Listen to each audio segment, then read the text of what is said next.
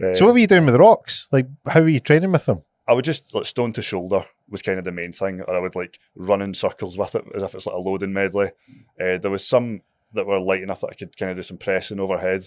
From the farmer, I actually got a couple of curbs, and I was just pressing them as well, and that kept me going. Like I say, it was probably a month, maybe just over that.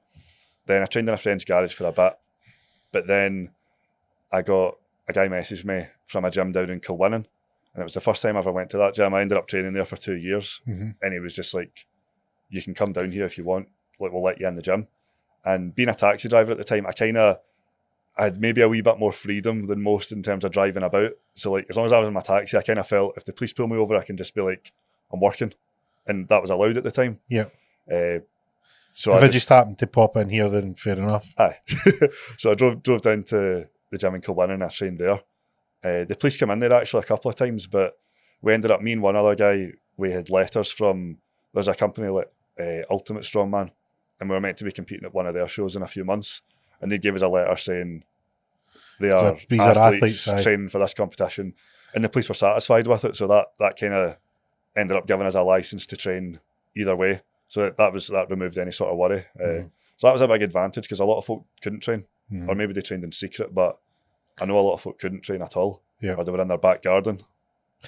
Yeah, I mean, there was a lot of people. I mean, I think the thing being is at that point in time, there was a lot of people trying to do the right thing, but it became very obvious very quickly that, you know, what was being said by the government was now becoming farcical. And you were like, not really sure this is sort of, you know, I don't know how much credibility that we can give this, especially if you even look at that situation. You've got, hey, look, you can train if you're a professional athlete, but if you're not a professional athlete, you need to stay in your house, and we'll give you Just Eat vouchers. You can't go to the gym, but you can eat this takeaway food.